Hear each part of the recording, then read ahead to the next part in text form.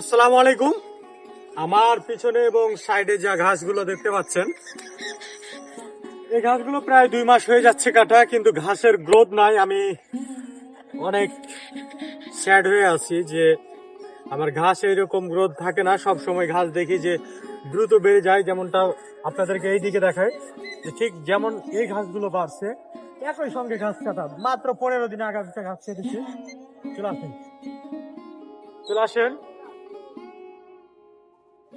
যেমনটা এই ঘাসগুলো দেখতে পাচ্ছেন, এই ঘাসগুলো যেমন দেখতে পাচ্ছেন যে প্রচুর পরিমাণ কালো হয়ে আছে এবং ঘাসগুলো এত সুন্দর হয়ে আছে, খুব মানে দেখতে দেখে আপনারা বুঝতে পারছেন যে ঘাসগুলো কেমন আছে।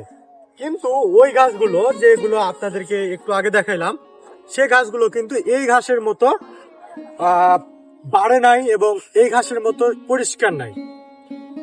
এই ঘাসে আমি পাশে বাগানে আমি সার রেখেছিলাম 2 গাড়ি। এই অল্প জমিটাতে 2 গাড়ি সার দিয়েছিলাম, 2 গাড়ি গোবর সার, যেটাকে জৈব সার বলে। জৈব 2 গাড়ি সার দেওয়ার ফলে আমার এই ঘাসটার রং যেমন ভালো আছে, ঘাসের গ্রোথ ভালো আছে। কিন্তু ওই জমিটাতে আমি সারের মাত্রা কম দিয়েছিলাম, সার তেমন দিতে পারিনি। আপনারা যারা ঘাস চাষ করেন বা ঘাস চাষ করতে যাচ্ছেন, তারা অবশ্যই জৈব সার মজুত রেখে তারপরে ঘাস চাষ করবেন। কারণ জৈব সার ছাড়া এই ঘাস কখনোই আপনি ভালো কিছু আনতে পারবেন না।